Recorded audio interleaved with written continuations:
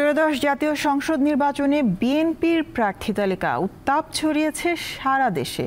চট্টগ্রাম, মাদারীপুর, মেহেরপুর, সাতক্ষীরা ও চাঁদপুর সহ বিভিন্ন জেলায় মনোনয়ন বঞ্চিতদের সমর্থকরা সড়ক অবরোধ, হরতাল ও বিক্ষোভ করেছে। এজন্য কয়েকজনকে দল থেকে বহিষ্কার করা হয়েছে, স্থগিত করা হয়েছে একজনের প্রার্থিতা।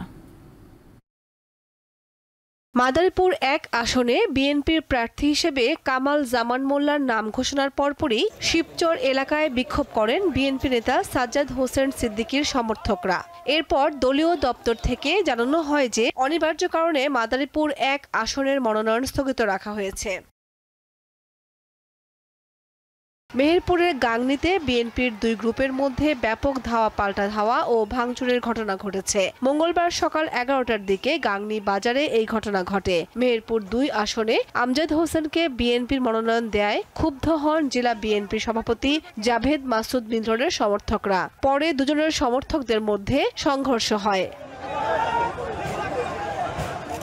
সাতক্ষীরা ৩ আসনে মনোনয়ন বঞ্চিত প্রার্থীরা ডাক্তার মোহাম্মদ শহীদুল আলমের সমর্থকরা সড়ক অবরোধ ও হরতাল পালন করেছে।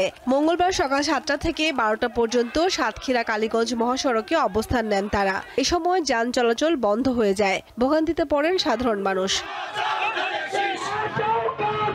সোমবার দলীয় মনোনয়ন ঘোষণার পরপরই চট্টগ্রামের সীতাকুণ্ডে ঢাকা-চট্টগ্রাম মহাসড়কে নেমে আসে শত শত এলাকাবাসী। এ সময় তারা বিএনপি নেতা আসলাম চৌধুরীকে মনোনয়ন বঞ্চিত করায় ক্ষোভ প্রকাশ করেন। মহাসড়ক অবরোধ ও বিক্ষোভ করায় চট্টগ্রামে অঙ্গ সংগঠনের ৪ নেতাকে বহিষ্কার করেছে বিএনপি।